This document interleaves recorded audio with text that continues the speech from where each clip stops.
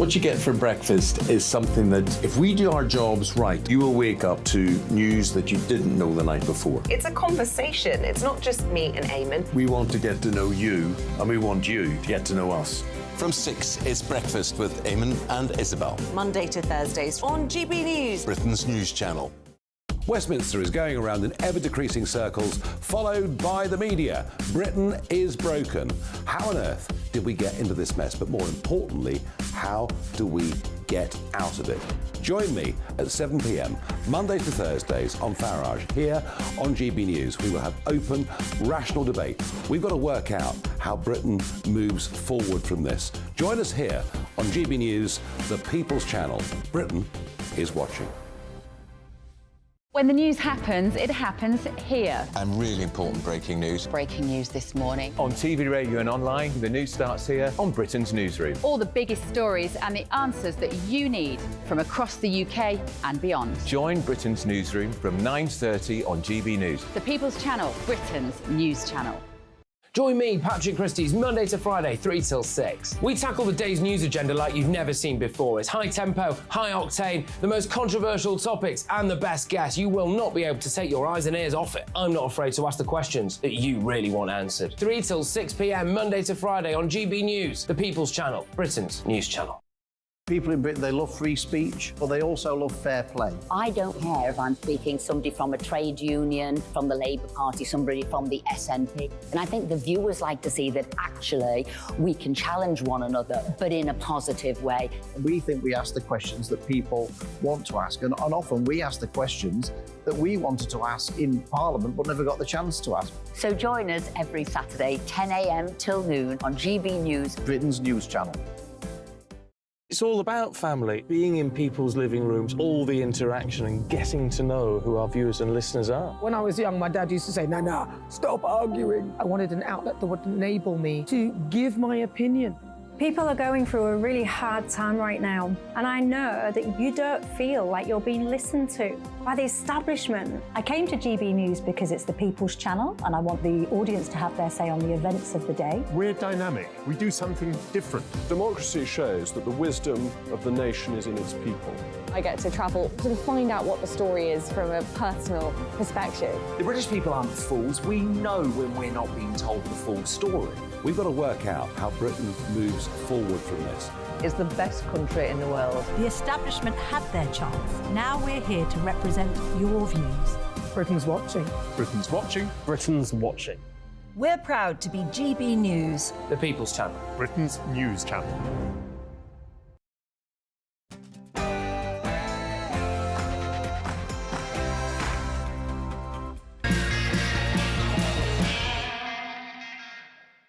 Welcome to Lee Anderson's Real World, and tonight some brilliant guests. We've got the Right Honourable Mark Francois MP, a political legend Vince Cable, another Right Honourable. We've got one of the best sports personalities this country has ever produced, Fatima Whitbread. We've got Kelvin Robinson from GB News, and also a legend in his own lunchtime, Gary the Cabber. But first, the news.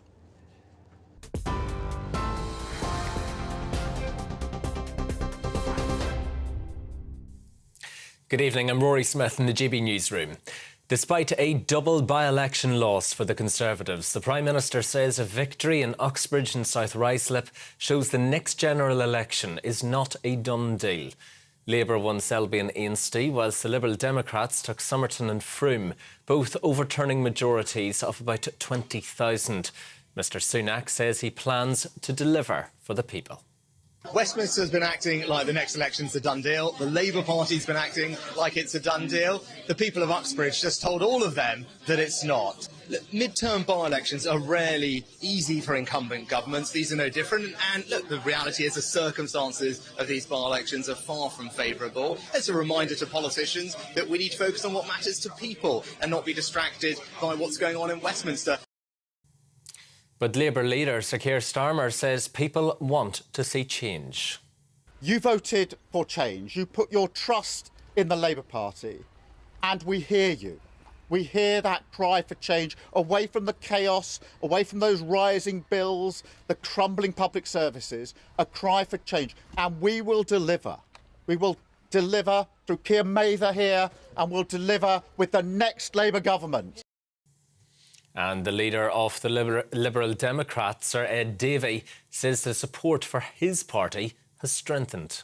Previously, I've been talking about the Blue Wall in places like Hertfordshire, Oxfordshire, Cambridgeshire, Buckinghamshire, Bedfordshire, Surrey and Sussex, all those true blue heartlands, if you like, the home counties, where it's now the Liberal Democrats really challenging the Conservatives. Now we have a second front in the West Country, our traditional heartlands, if you like, the Liberal traditional heartlands. That means that we are forced to be reckoned with in the next general election. In other news this evening, the trial for former US President Donald Trump's classified documents case will take place on the 20th of May next year. That's less than 6 months ahead of the US presidential election. Trump is the current front-runner for the Republican nomination in the race. One of the victims of June's Nottingham attacks was described as an angelic girl at her funeral today. At least 1,000 people paid their respects to 19-year-old Grace O'Malley Kumar at Westminster Cathedral in London. Barnaby Webber and Ian Coates were also killed during those attacks. Legendary American singer Tony Bennett has died at the age of 96. He released more than 70 albums over a 7-decade career. He sold millions of records around the world, winning 20 Grammy Awards. He died in his hometown of New York. TV, online and DAB+ radio, this is GB News. Now though, it's back to Lee Anderson.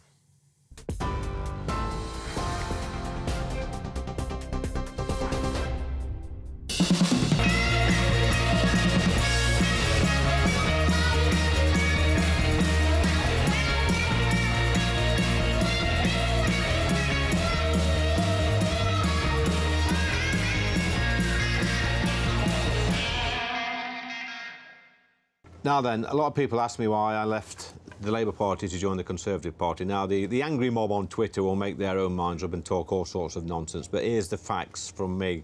This is the person that it happened to. I was in the Labour Party for many, many years, and it was like being in an abusive relationship being in the Labour Party. I was a Labour councillor in the village of Huthwaite in Ashfield, where I'm from.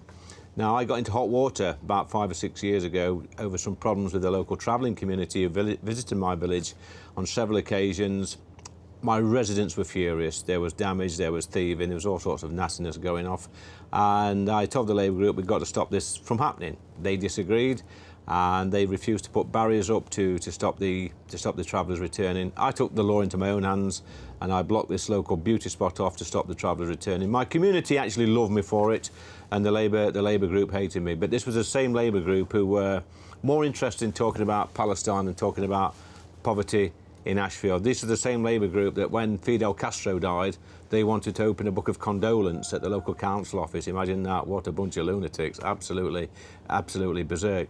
But look, you know, in 2018, things come to an end when I was in a Labour group meeting and one of the Momentum members said to me, with his Corbyn T-shirt on, "Anderson, have you ever read the works of Karl Marx?" To which I said, "No, I've not." He said, "Well, why don't you off then and join the Conservative Party, Tory boy?" So I stood up in a room full of people and I looked at him and I said, "You know what, that's not a bad idea." So I left the room, I joined the Tory Party that week, and then 18 months later, I was his Conservative MP. That'll teach him. Welcome to The Real World with Lee Anderson MP, and tonight I've got two fantastic guests. I've got the MP for Wickford and Rayleigh, the legendary Right Honourable Mark Francois, and a political legend. Our left in the corner is Sir Vince Cable, ex-leader of the Liberal Democrats. Really delighted to have you here tonight, Vince. But I'm going to get straight into it, Mark. Now, over the past week, we've had the illegal migration bill in Parliament, and one of the things that used to frustrate me before I was elected, I used to sit there shouting at the screen at you lot on the green benches, not passing laws, dilly-dallying, but once you get there, you get to see what actually happens. And the Lords, I think, have been a little bit mischievous over the past 2 weeks. I think on one night last week, we had to vote 18 times to kick down their amendments. Mark, how frustrating is it? You've been there a lot longer than me. How frustrating is it? It is pretty frustrating. I mean, look, the Lords have a different role in our constitution. They are not elected, and I'm not saying that they should be, but they don't have constituents in the way that we do. So, Mark, we have select committees that can make recommendations and scrutinise. We have bill committees. There's lots of layers of democracy, if you like, within Parliament where legislation can be scrutinised. Do you think the Lords needs reforming, or do you think there is a place for the Lords, but we need to tone it down a little bit? Well, the Lords have committees of their own, so they have some quite complex structures in their House. I'm not saying that members of the House of Lords aren't entitled to their opinion. We live in a democracy, right? We're not in Putin's Russia. I just think sometimes they should take a little more effort to try and take account of public opinion in the debates that they have. I'm choosing my words carefully here, but you know, at the end of the day, we are elected. We have a democratic mandate. The Lords are not elected, and so in the end of the day, the will of the elected House must prevail. So, Vince, Mark's suggesting, I tend to agree with Mark actually, that as MPs we take our direction not only from our party but from the electorate, people that email in and contact us. It seems that the Lords don't do that.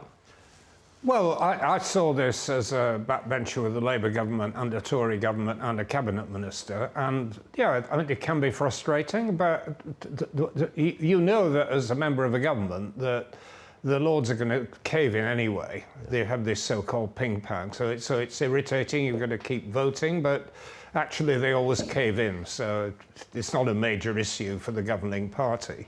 But there is a bigger question about what the Lords are actually there for. I mean, I personally would get rid of it in its current form. It's been rather discredited by a lot of the appointments in recent years. So I'd either have it elected or I'd have it drawn by lot, a kind of citizen's jury or something like that, so the ordinary members of the public can express their view through a kind of citizen's jury type setup. So that's another way of doing it. So I think having a second chamber that will have a look at legislation, pick up things that are wrong. I mean, you can have bill committees, but of course all they do is make recommendations. Getting it into law is a different matter. So having a second check does no harm, providing at the end of the day the elected chamber gets its way. Now, Mark, I'm going to move on a little bit now to public nuisances, protests, the Public Order Act.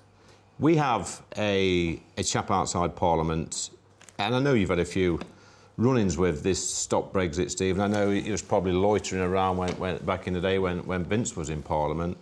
This is a man who I think has gone too far. He tends to hang around on Whitehall.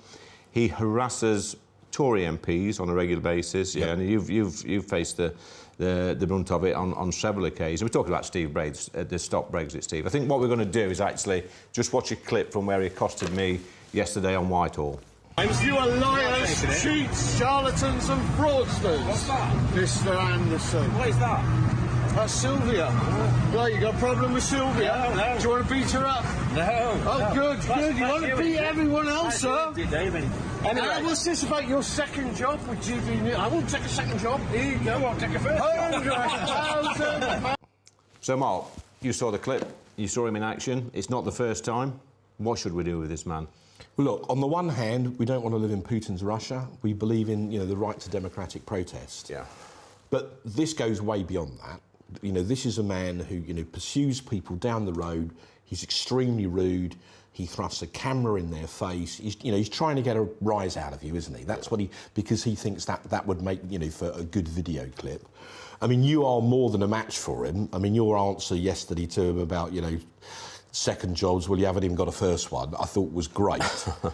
But, so normally you win these contests hands down. But the question is, should he be doing it in the first place? And I think he crosses a line between democratic protest on the one hand and intimidation and harassment on another. And on a light-hearted note, I understand you've tried to get him on the show in the past. Yeah. Well, if he ever has the nerve to take you up on it, let me know, and I'll come into the studio and stand behind him with a megaphone and shout all over him and see whether he likes it. I'll give him a bit of his own medicine. Vince, you was in Parliament at the height of the Brexit debate, and you obviously must have come across this character outside Parliament back in the day when he was, actually peacefully protesting. But as the years have gone on, He seems to become more of a public nuisance, a tourist attraction, and he's, quite frankly, he's just getting on people's nerves. Well, I don't buy that, actually. I mean, I got shouted at by both sides in the Brexit debate. People got very emotional. And I encountered this guy. But I think that there is, as Mark conceded, you know, there is a basic freedom of speech issue. I mean, I'm at the moment strongly defending Nigel Farage's right to say what he wants to say without losing his bank account. You know, and this guy is another aspect of freedom of speech. If he'd be locked up if it was in Russia or Iran, but, you know, we're not that kind of country.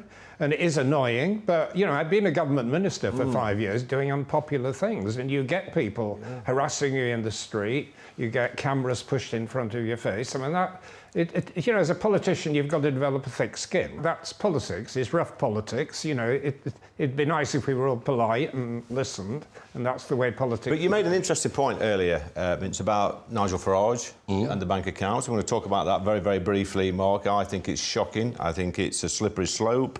I think, you know, I said on GB News it was a form of communism. And when I say that, I mean it's about control. It's about telling people what they can and can't do. I think it's absolutely despicable. Well, look, in modern life, you know, you tap increasingly for everything, everywhere you go. You can't function without a bank account, right? So cancelling someone's bank account sort of freezes their life. It looks like this was, in effect, a political decision, right? And if we talk about freedom of speech, I think one thing we could all agree on is that no one should take away your bank account because you happen to have an opinion. You know, banks are not there as moral arbiters. They're there to provide a service. And, you know, where would this stop? You know, so if anyone says anything controversial about any sort of issue, is some functionary sitting in a bank who holds the different view going to see that on television, flip up their laptop and go, there's your bank account gone, chum? We can't live in a society like that. That is heading towards communist China, isn't it? Vince? Well, I do agree with that, actually. I think the bank have behaved very badly, and that's come out. The word that kept cropping up was Russia, and the bank are obviously terrified of crossing some line where Russian sanctions are concerned, and Nigel's apparent alleged partiality to Putin as what's caused this problem. But Mark's right, and I think we do agree about this. Fundamental right to freedom of speech. I can happily debate with Nigel Farage. There's no reason why. Well, I mean, look, hang on. For the record, you know, Nigel Farage is not a Putin sympathiser, and he's on the record time and again opposing the war in Ukraine. But even if he had a different opinion, even if he'd said, I take the Russian side in the argument, which he doesn't, that still wouldn't be a reason for cancelling his bank account. Let Vince have the last word on this, Mark, because economic expert, obviously, Vince, been in the game a long time. Are banks squeaky clean? I mean, they were bailed out by the taxpayer a decade ago. You know, we're still paying the price for it. A lot of our economic problems go back to that time. So, you know, there should be really, you know, this Farage issue is nasty, but it's a distraction. The big issue is that they're not really helping consumers, the economy, and the way they should. That's been an interesting conversation, guys. Look, coming up on Lee Anderson's Real World, after the break, we've got javelin legend Fatima Whitbread, MBE. Do not go away.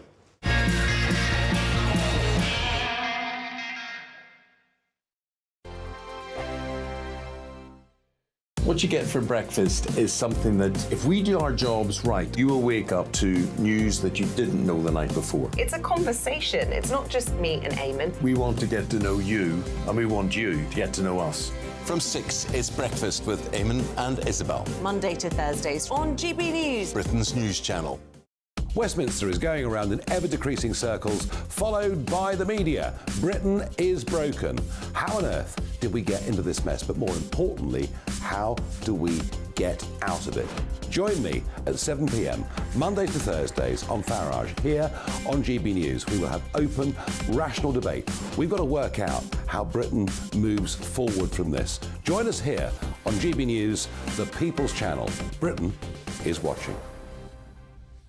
When the news happens, it happens here. And really important breaking news. Breaking news this morning. On TV, radio and online, the news starts here on Britain's Newsroom. All the biggest stories and the answers that you need from across the UK and beyond. Join Britain's Newsroom from 9:30 on GB News. The People's Channel, Britain's news channel. Join me, Patrick Christie's Monday to Friday, 3 till 6. We tackle the day's news agenda like you've never seen before. It's high tempo, high octane, the most controversial topics and the best guests. You will not be able to take your eyes and ears off it. I'm not afraid to ask the questions that you really want answered. 3 till 6 p.m, Monday to Friday on GB News, the People's Channel, Britain's news channel. People in Britain, they love free speech, but they also love fair play. I don't care if I'm speaking somebody from a trade union, from the Labour Party, somebody from the SNP. And I think the viewers like to see that actually we can challenge one another, but in a positive way. We think we ask the questions that people want to ask, and often we ask the questions that we wanted to ask in Parliament but never got the chance to ask. So join us every Saturday, 10 a.m. till noon on GB News, Britain's news channel.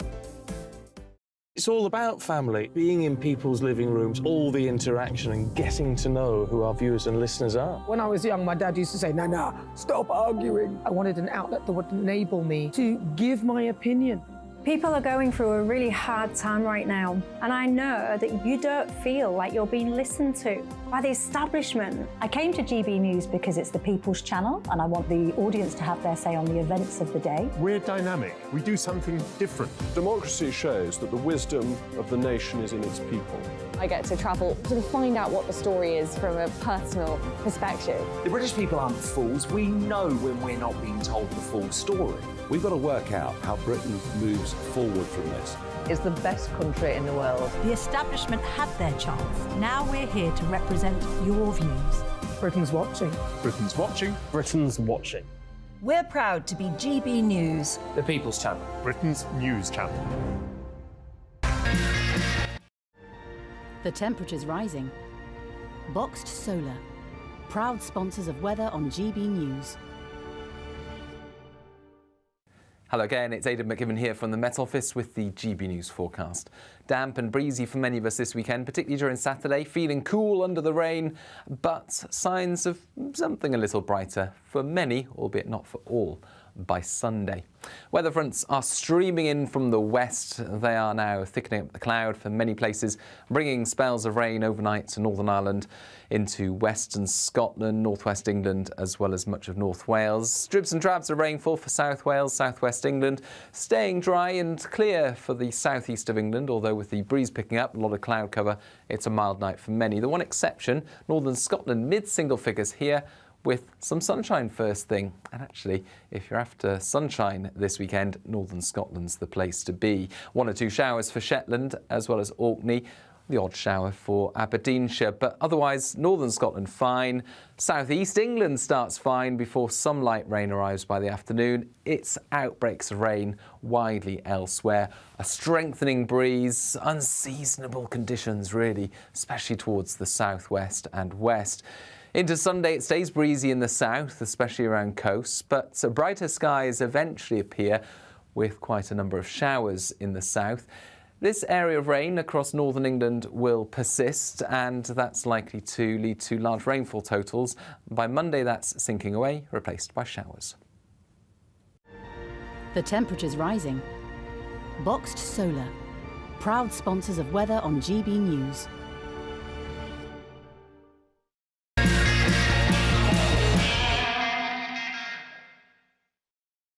So, welcome back, and today I'm delighted to be joined by a national treasure, a sporting heroine, broke world records, got medals galore, Olympics, World Championships, throwing this javelin all over the place back in the 80s, weren't you, Fatima? Yeah, I was. Okay, we've got Fatima Whitbread.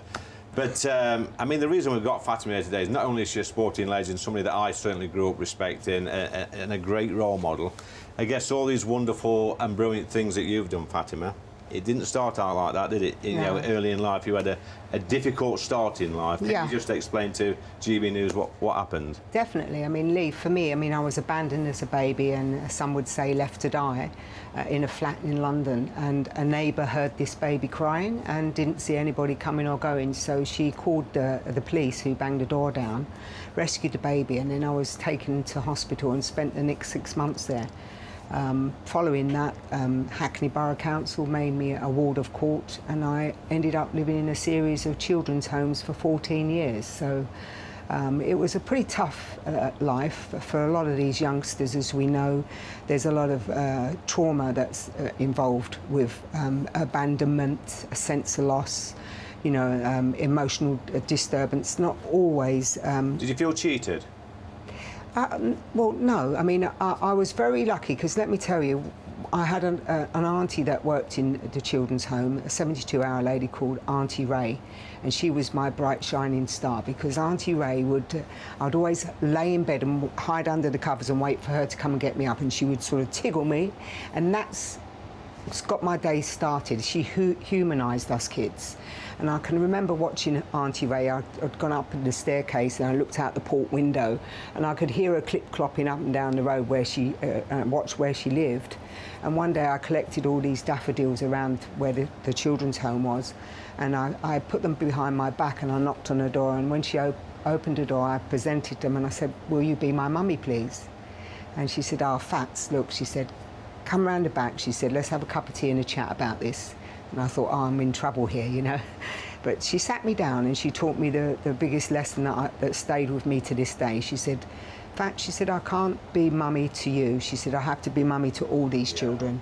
She said, but here's the thing, I can't always be at the children's home," she said, "where you are." She said, "and you can be their mummy." She said, "and giving, you will receive." And that stayed with me, because I learned to swivel the lens, looking outwardly, and I didn't grow up feeling a victim. I felt that it was important for me to be the protector, the guardian and the mother for all these other young kids. So at 5, I was behaving in a way that was probably as a young mummy, you know, to these other children, and helping them because they were emotionally disturbed, you know, and a lot of the time these children find it hard to process all these emotional traumas that they're going through. I mean, they get stuck in their mind, and that was scientifically being proven to kids that really find it hard to study. So at some stage in your life you turned to sport, which a lot of people do.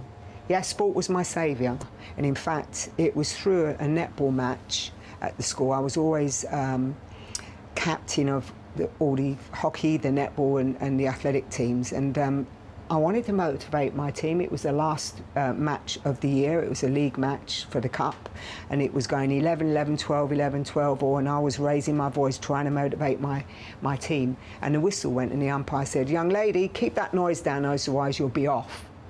And of course I thought, okay, and I started getting involved with the game again, and it got closer and closer to coming towards the end, and it was 12-12, 13-12, 14, and I started making this noise again, and of course the umpire said, "I've told you once before, you'll be off." And as I turned my back and started to mutter, her team captain Donna said to me, "Fats, she's strict, she will send you off." Anyway, long story shortly, we won. Yay! Yeah. But it was the end of the netball season and start of athletic season. I decided with my friend in a children's home, let's go to the athletic club. I said, and see what we can see there. And as we went, it was about a 5-mile walk, we decided to pocket the money. I suppose we spent it on sweets.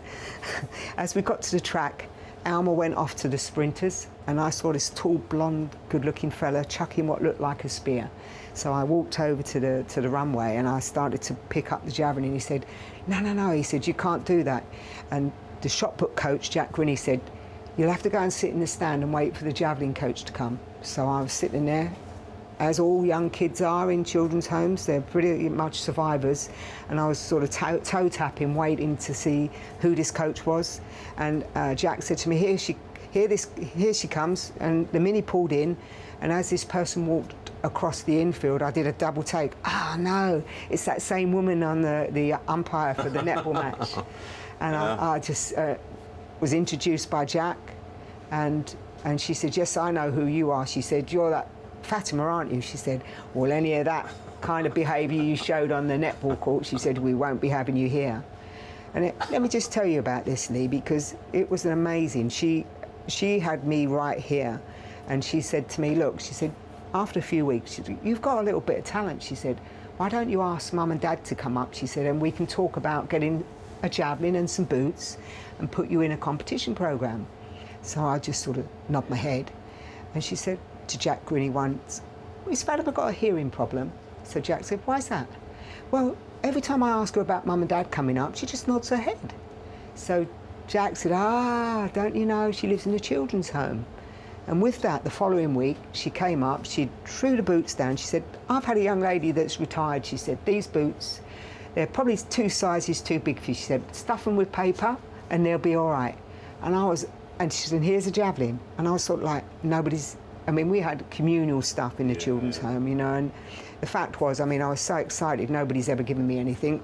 I was in a rush to try and get back to the children's home because it was summer season. And in the summertime, a lot of us kids, those that could go home had gone home. And those of us that didn't have mums and dads to go home to, we stayed in the children's home. And we had German students that came over to relieve the house parents. And I wanted to show Ingrid how I threw this javelin. So I said, "Ingrid, come in the garden, let me show you how I throw this javelin." And of course it took me 2 throws to get up to the end of the garden, and it stuck in a vegetable patch. I pulled it out, threw the potato off, and I said, "Now, move out of the way, I'm going to give it a really good throw." And of course I did, and it went right through the French windows. And Ingrid's standing there with her head in her hands, and she said, "You're going to be in trouble now with the house parents." I was always in trouble because I liked to protect the younger kids. So I said, "OK, fine. Let's stick it with some sellotape, we'll be fine." So Ingrid said, No. Of course, I got a month's ban when they returned, and word got back to me at school through a netball match that I was going to be in trouble because Mrs. Whitbread thought I'd bunked off with the javelin and the boots and told them I'm not interested anymore. So I thought, I can't have this. So I got up one morning, it was about 2 o'clock in the morning, I went down to the lounge in the bureau, in the French bureau, and in my ignorance, I took out an airmail envelope and I said, "Dear Mrs. Whitbread, sorry I can't come to the track anymore to throw. I smashed the French window and I've got a month's ban. But one day I want to be the best javelin thrower in the world." And I stuck it down, I put Mrs. Whitbread, St Chad's School. And I stuck it under my arm. The next day we went out, all of us kids, we used to have like a teaspoon of blackstrap molasses, which was awful, as we went out the door. And I would hold it under my tongue, and when I got down the road, I'd spit it out. And I managed to find a postbox, put the letter in, and within a couple of weeks, I heard, I thought, she couldn't have got it. But then I heard the house auntie saying, no, she's been really naughty. She's not allowed up. But Mrs. Whitbread must have been quite persistent, because within a week, I was back at the track, throwing again. And then she asked me, would I like to meet the family? And I said, yeah, that would be lovely. And she had 2 sons, and her husband, John. And the 2 boys were 4 and 2, so they were quite young, and I was pretty good with kids, so, it was lovely to play with them. And then she asked me, would I like to stay a couple of weeks during the summer? And I thought, wow, this is like unreal, a family. I've never been in this situation before, always in children's homes, like a lot of us kids that we find in children's homes today. It was a blessing, because she then asked me, would I like to live with the family? And the Whitbreads, I became a Whitbread, and that was the best thing that's ever happened to me. So look, Fatima, we're going to go to a break shortly, but this is fascinating, and I know, we've got a couple of minutes left, but you sort of throw your life into helping children in care. Yeah. You dedicate your life doing this. It's wonderful work what you're doing, but your story is absolutely incredible. I didn't know that story. Well, let me tell you, now, this is my calling to help young children in the care system and teens. And we have a shortage of 9,000 foster carers, and we're looking to try and get loving care and secure homes for these children. I work with Action for Children. If you want to know more, go on the website, on their website. Yeah, we'll put those details on as well. You're now changing other people's lives and passing a little bit of your experience on to young people in the care system. That's fantastic. That's what that is. Come here, darling. Yeah. Well, look, that's absolutely brilliant. I'm absolutely choking up here, but, that's a real person from a real background. But they don't come much realer than Gary the cabbie. Join us next for a bit of common sense. He's a legend in his own lunchtime, but you know what? He always seems to be spot on. So once again, I'm joined by Gary the cabbie, the legend that is Gary Fisher. Gary, earlier on today, I was speaking with sporting legend Fatima Whitbread, talking about the challenges that she had in early life. Absolutely amazing story. But the dedication and hard work she had to put in was just formidable, really. But it gets you thinking about today's athletes and the nonsense that we hear with these, these men that, are born men that transition into women and all of a sudden decide they want to compete in women's sports. I mean, have you got an opinion on that, Gary? Yeah, it's not fair, is it? Let's be fair about it. That's just not fair. If they want to go over to a woman, that's fine, but then they should still compete in the men's sections. They shouldn't go over to a woman to compete. They're still going to be stronger, more testosterone. You just can't do that. It's not fair on anyone. I noticed some sports, Gary, as you probably know, are making a stand against this, and as this nonsense does continue, more and more people are coming out saying this is absolute rubbish. And by the way, people get shut down for saying this. It is nonsense. Look, if you're born a man and you develop as a man, you're going to be much stronger physically. We know that. I know some people don't like to hear that, but that's just a fact of biology and it's a fact of nature. And I'm of the mind that women should compete against women and men should compete against men. It's as simple as that. Don't you agree, Gary? Yeah, or, Lee, why don't they have a transgender? Well, there you go. Instead of let men do men, women do men, and have a transgender games.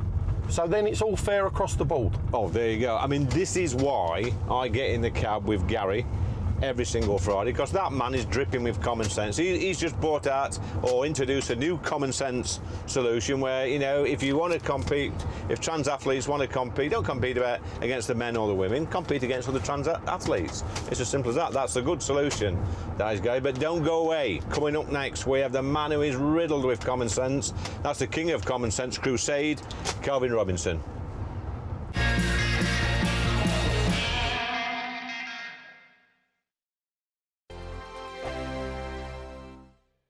The Live Desk with me, Mark Longhurst. And me, Pip Thompson.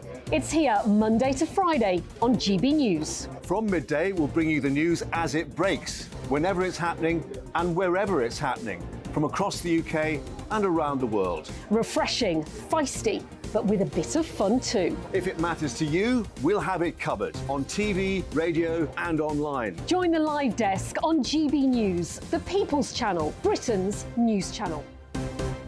So Jubes and Kerr, we tackle the issues of the day with real robust debate, both sides of the fence, battling it out with me in the middle with my forthright opinions and views. And often really interesting things happen because you start with a position and then by the end of the debate you find actually, I might not have thought about that one. What we need in this country is 2 new political parties. You should maybe think about doing a 2024 calendar. I'm Michelle Dewberry and I'm keeping you company right through until 7 o'clock this evening. GB News, the People's Channel, Britain's watching. Monday to Thursday, 9 p.m. till 11 p.m. Join me, Dan Wootton. I'll bring you the sharpest takes and hottest debates. Do you not believe in prisons? I don't believe in prisons. I'm completely stunned. I guarantee you there'll be no spin, no bias, no censorship. I actually was personally quite offended by it. And no reason to go to bed. So I guess they've always been quite woke. That's Dan Wootton tonight on TV, radio and online. Monday to Thursday from 9 p.m. till 11 p.m. on GB News. The People's Channel, Britain's news channel. In a world of dull and predictable radio and TV shows. Oh, hi. On Mark Dolan tonight, we've got big guests. We drill into the big stories of the day. The show adds up to a brilliant listening and viewing experience. Mark Dolan Tonight is the most entertaining current affairs show ever, and that's a fact.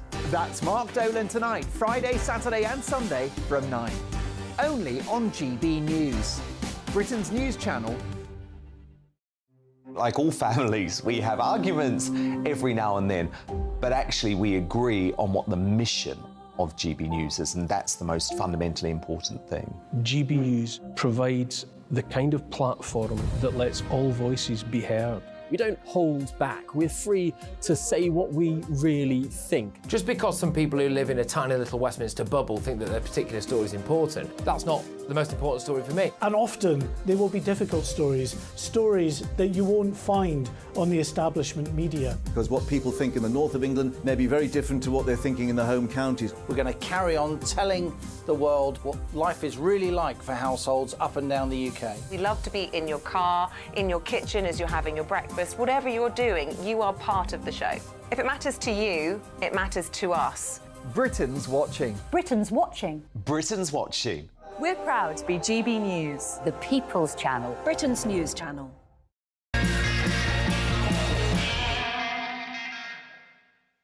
Now then, welcome back. Still with me is political legend Sir Vince Cable in the corner, and I'm joined now by the king of the common sense crusade, local man to me, back up in Nottinghamshire, Calvin Robinson. Great to see you, Calvin. Thanks for joining. Straight into it.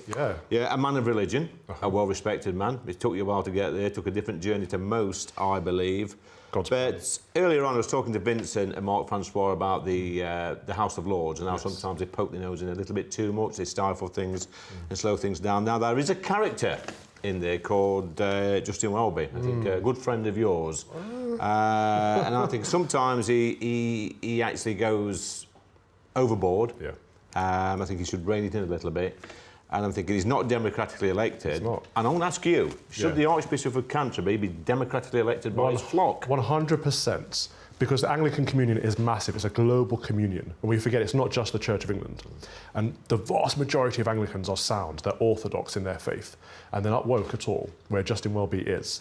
If we elected our first among equals from the entire Anglican communion, we'd probably end up with an African, and that would be a lot better than what we have right now. Well, why do you say that, Kelvin? Because they actually believe in the Bible. Yeah. You know, I think having the Lord spiritual in the House of Lords was important. Because they provided that moral compass. But now they're moralising on political issues. They're partisan. You know, Justin Welby just hates anything that's conservative. But I guess when you look back over the centuries, especially in this country, the heads of church have always been really involved or closely involved, whether it's to the monarch or to the politicians, and sort of interfered and influenced, and there's been a bit of money involved as well, Kelvin, over the years. I mean, the famous abdication around the Wallace-Simpson situation was very heavily influenced by the Archbishop at the time, Cosimo Lang. Vince, I know you're not a man of religion, but do you think there's a place for religious leaders in politics? I think there's certainly a place for Christians in politics. You know, it is in many ways the national religion, but the issue about having a role in the House of Lords, I would question. I mean, you know, Justin Welby, actually, I think he's one of the good guys. I mean, he lived in the real world. He worked in the oil industry. I mean, Is that the real world, Vince? I think it is. I was in it. But, you know, you've got George Carey, who was his predecessor, who's conservative with a small c. I think to some extent they cancel each other out. But if we're talking about the House of Lords, I mean, there really isn't, in the long run, a justification for having a group of... I think it goes back to what... There are other religious people, you know, there are evangelicals, there are Muslims and so on. Why just the Church of England? Because we're a Christian country. Yeah, indeed, but there are different types of Christians who probably should be represented as well. There is another organisation within this country that seems to be, at the moment, the official opposition to, and it has since I got elected, and that's the BBC. Now, they seem at every opportunity to poke their nose in. We saw it this week or last week with the Coots situation, the Farage situation. It's very quick to put the boot in there. And we see some of their presenters, their newsreaders, you know, tweeting all sorts of nonsense and not being that, you know, that anti-Beeb that I grew up with, that impartial organisation. I was on the Beeb. It was a real tough ride because they like to live in that echo chamber. They like to be in that metropolitan liberal elite bubble where they think they're morally superior to the rest of us, and they like to lecture us plebs on how to live our lives. Vince, you're a little bit older than me, so you've obviously over the years seen the changes within our media back to the days of 3 channels. That's certainly what it was like when I was growing up in the 70s. I always harp on about the BBC being, in the 70s and 80s, a place of comfort. It was anti-Beeb. It was an organisation that reassured you. There was no bias. It was impartial. You never knew in your wildest dreams which way a presenter would vote, or because there's no social media then. Do you think it's changed over the years and become a little bit biased or too political?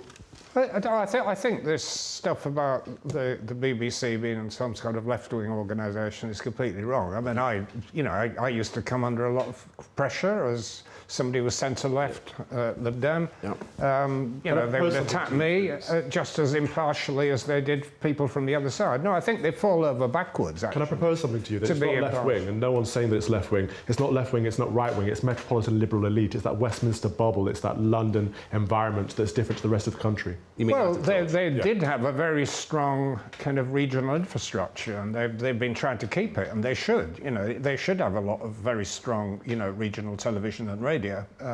So I don't buy that either, actually. Okay, Vince. So I'm going to wrap that up because I want to go from one woke organisation to three woke organisations because it's my favourite part of the show now, which is Wokey of the Week, Kelvin. You're going to be the judge. All right. So we've got three contestants this week. We've got Waterstones. The customers are accusing them of not being able to find the works of Sharon Davis and other gender-critical feminists on their bookshelves. That's the first one. Obviously, we've got Coots Bank with the debacle over Nigel Farage and Snow White, it says here. The new movie refers to dwarves as magical creatures. Now, you're not a dwarf. You must be 6 foot odd. I barely fit through the doors. I think, forget the Snow White thing. We can let's cross that off. That's a nonsense. Waterstones is an issue because they're trying to gatekeep knowledge. If we can't look at gender-critical books, if we can only look at books that they think are appropriate, that's quite a scary prospect, especially for young people.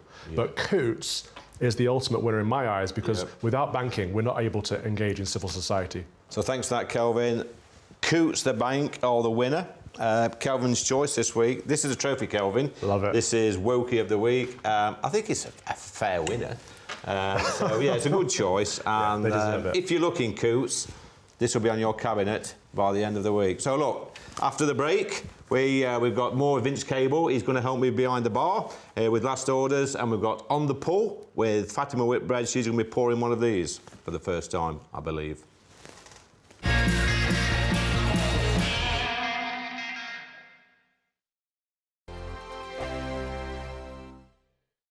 Monday to Thursday nights on GB News. At 6, it's Dubes & Co. 7 o'clock, Farage. At 8, join Jacob Rees-Mogg. And at 9, Dan Wootton Tonight, followed by Headliners. On TV, radio and online.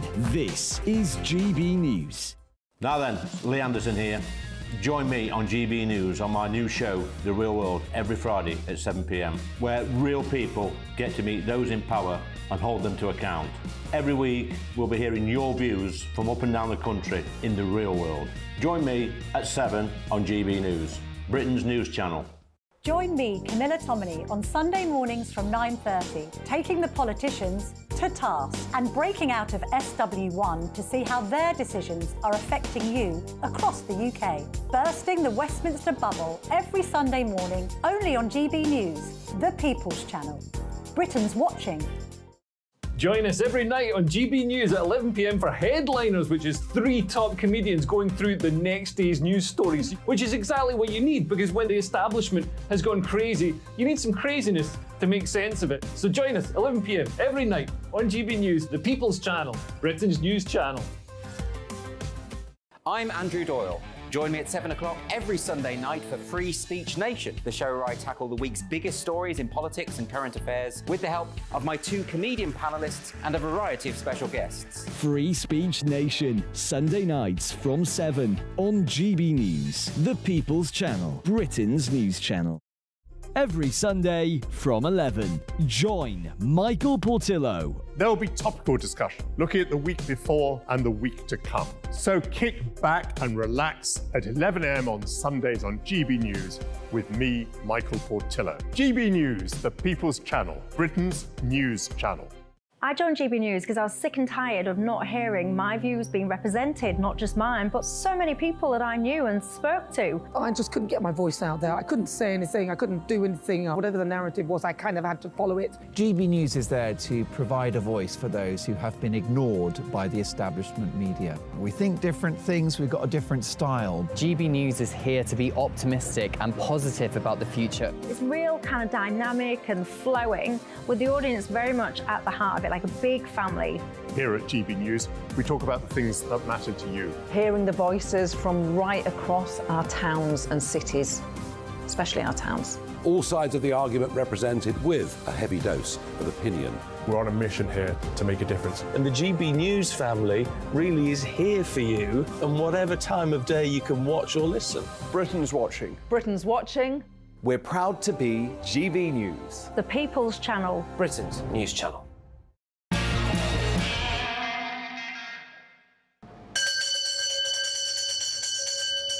That's the bell. So it's time for Last Orders with the legend that is Vince Cable. Vince, thanks for coming today. We had some really interesting conversations today. But you're of an age now where you should actually be winding down and enjoying yourself, but you're not. You're still involved. You're still writing books. You're still lecturing.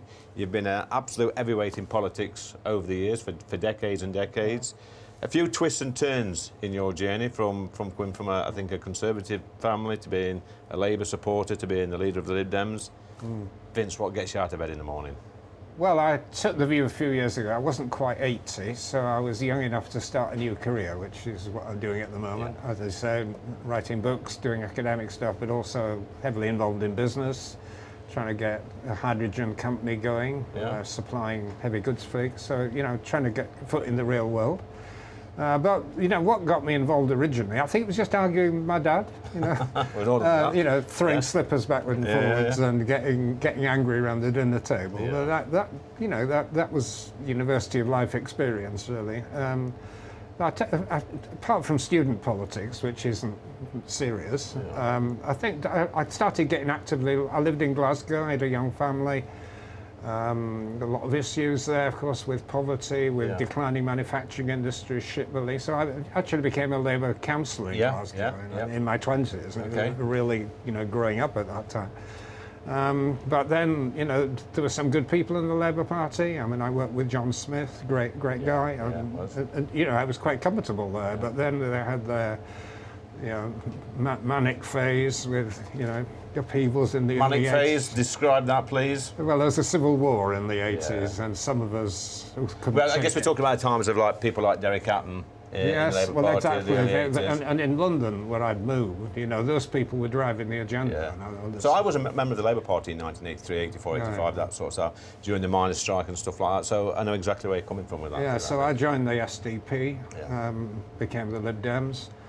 And and I've been comfortable ever since. There's some goodish people in the Labour Party. There appeared in the Blair government. I thought they were doing some of the right things, but they made bad mistakes. Iraq, some of the civil liberties legislation, and people who've dealt with Labour in local government know that they have these very tribal one-party states, and you need to have opposition. Yeah, I mean, I think the last meeting I attended the Labour Party, they were sending telegrams to Mao Zedong and Brezhnev, appealing to them to stop fighting because they were dividing the forces of world socialism. I thought that this is not very sensible. So I joined the Lib Dems, and I've been happy ever since. So do you think I still deliver leaflets and campaign? Your politics has not changed, but politics has. Yes, that's right. I think people who broadly, I would call centre-left or whatever, reasonably middle of the road, but with a bit of I like to think, a social conscience, a bit of redistribution, found that, over the years, there was no future in that party. So you was business secretary for, I think it was 5 years, from 2010 to 2015. What's your greatest achievement in that role? Well, I think I did quite a lot of things that have survived. I mean, I launched this industrial strategy, which, helped to provide a solid underpinning for the car industry, the aerospace industry. I mean, this stuff that's happened this week with this battery factory and Tata, I mean, I worked with Tata to keep them in the country, otherwise we'd have lost them a long time ago. Yeah. So the industrial strategy, I set up the British Business Bank that helped fund small business through the pandemic. Set up the Green Investment Bank. The Catapult Network helped a lot of small companies with adapting to high technologies. A lot of practical things. So you see, this week, a lot of Twitter whingers, people on a lot of these experts on Twitter that's probably haven't got a clue what they're talking about. But a lot of people complain about this new battery plant, saying that the government's wasting taxpayers' money. I don't see it as I see it as an investment in our long-term future. What would you say to these people on Twitter that's saying this is a waste of money? Well, we are putting a lot. It's about 500 million, but in principle, you've got to support manufacturing industry. There's a lot of competition going on. The Germans have already got 20-odd battery plants, so there's some tough choices here. So I would want to, get the British car industry, re-established. It lost quite a lot of ground. Yeah. So get them. And Tata's a great company, actually. They take a long-term investment decision. And, the government is making some fairly controversial choices. Envision, it's a Chinese company, is going to be part of this group as well. But, But actually, if you want to be practical and use technology, you know, we're going to have to get partnerships. I think what we're going to do now, I mean, that's I could speak to you all day, Vince, on this subject, on any subject, because I think, you know, you are, regardless of politics, you've been one of these politicians that's cut through on, you know, to people of all parties. Very well-respected member of Parliament, and still respected, and still going strong, and still doing your bit for our great country. But we're going to pull in another legend here, which is this young lady here. I grew up watching this lady. Come on in, Fatima. She's look at this legend here. I'm going to join you in your man cave here. Yeah. Now, it's on the pull. So every week we get a top personality, yes, like yourself, to come and pull a pint of beer, and we score you out of 10. Wow. Now, we've been looking at these electric pumps, Fatima, and I've seen the size of your biceps, and I think it would be cheating to allow you to do the electric one. So we've got you on the hand pull. Hand pull. So pint pot. In your own time, here we go. You've got to beat, I think we had Tommy Skinner last week, he got 9.5, so Tommy, if you're watching, I predict you're going to get hammered today. Well, we're going to give it a good go. We're going to go for the Doom Bar. The Doom Bar. Let's have a go. Oh. You've done this before, haven't you? I actually worked behind a bar for my Thurrock Hockey Club at the Rafa, so... Oh, look here. Yeah, we're going. This is a traditional beer, this is. There you go. You just stick it on the bar, Fatima. Oh. Look at that. Well done. Cheers.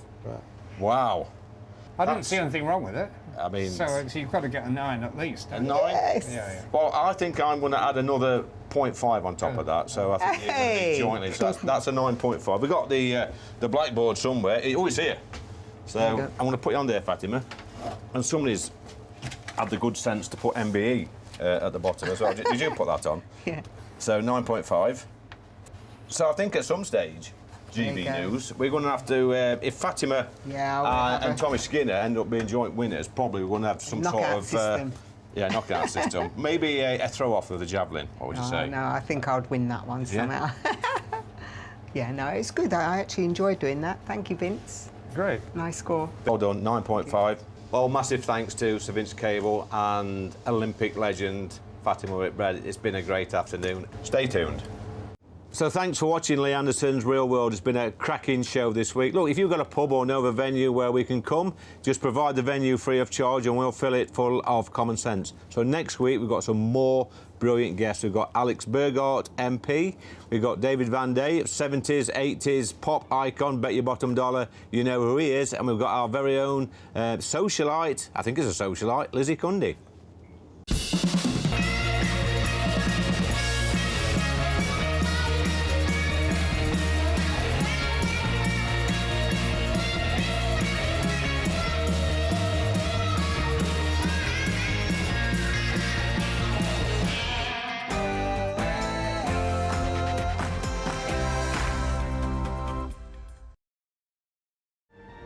A brighter outlook with Boxed Solar. Proud sponsors of weather on GB News. Hello again, it's Aidan McKibben here from the Met Office with the GB News forecast. Damp and breezy for many of us this weekend, particularly during Saturday, feeling cool under the rain, but signs of something a little brighter for many, albeit not for all, by Sunday.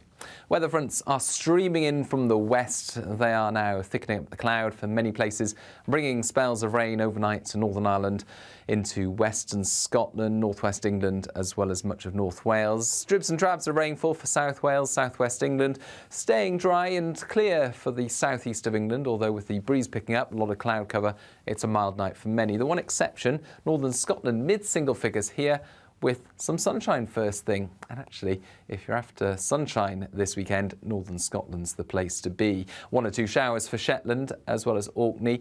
The odd shower for Aberdeenshire, but otherwise northern Scotland fine. Southeast England starts fine before some light rain arrives by the afternoon. It's outbreaks of rain widely elsewhere. A strengthening breeze, unseasonable conditions really, especially towards the southwest and west. Into Sunday, it stays breezy in the south, especially around coasts, but brighter skies eventually appear with quite a number of showers in the south. This area of rain across northern England will persist, and that's likely to lead to large rainfall totals. By Monday, that's sinking away, replaced by showers. A brighter outlook with Boxed Solar. Proud sponsors of weather on GB News.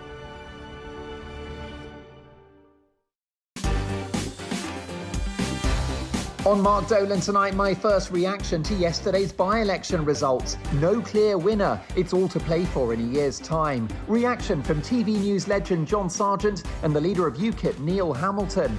It might take a 10. The cancellation of Nigel Farage's bank account is a war on free speech, a war on British values and a war on the people.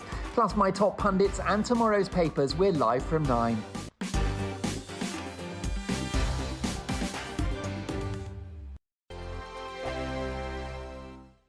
What you get for breakfast is something that, if